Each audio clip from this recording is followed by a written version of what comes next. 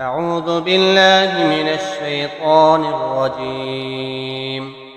بسم الله الرحمن الرحيم. إذا وقعت الواقعة ليس لوقعتها كاذبة خافضة رافعة إذا رجت الأرض رجا وبست الجبال بسا فكانت هباء منبثا وكنتم أزواجا ثلاثة فأصحاب الميمنة ما أصحاب الميمنة وأصحاب المشأمة ما أصحاب المشأمة والسابقون السابقون أولئك المقربون في جنات النعيم ثلة من الأولين وقليل من الآخرين على سرر موضونة متكئين عليها متقابلين يطوف عليهم ولدان مخلدون بأكواب وأباريق وكأس من معين لا يصدعون عنها ولا ينزفون وفاكهة مما يتخيرون ولحم طير مما يشتهون وحور عين كأمثال اللؤلؤ المكنون جزاء بما كانوا يعملون لا يسمعون فيها لغوا ولا تأثيما إلا قيلا سلاما سلاما وأصحاب اليمين ما أصحاب اليمين في سدر مخضود وطلح منضود وظل ممدود وماء مسكوب وفاكهة كثيرة لا مقطوعة ولا ممنوعة وفرش مرفوعة إنا أنشأناهن إنشاء وجعلناهن أبكارا عربا أترابا لأصحاب اليمين ثلة من الأولين وثلة من الآخرين وأصحاب الشمال ما أصحاب الشمال في سموم وحميم وظل من يحموم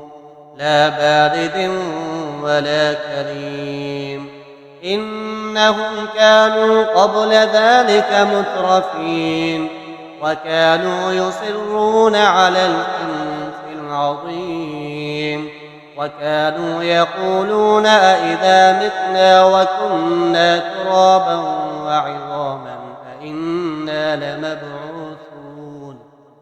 أو آباؤنا الأولون قل إن الأولين والآخرين لمجموعون إلى ميقات يوم معلوم ثم إنكم أيها الضالون المكذبون لآكلون من شجر من زقوم فمالئون منها البطون فشاربون عليه من الحميم فشاربون شرب الحميم هذا نزلهم يوم الدين نحن خلقناكم فلولا تصدقون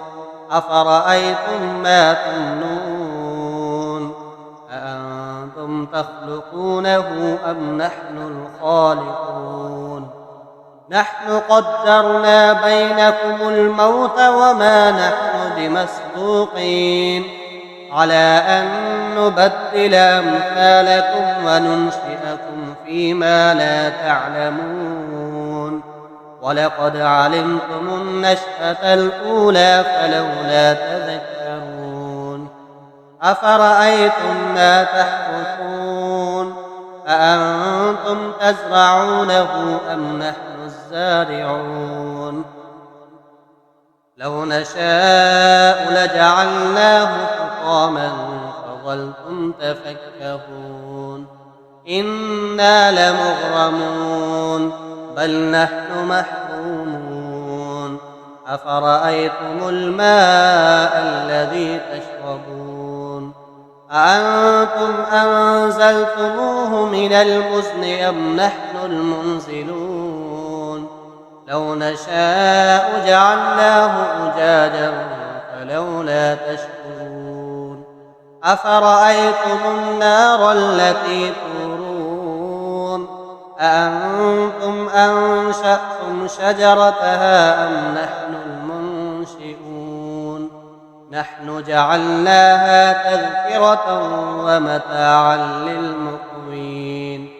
فسبح باسم ربك العظيم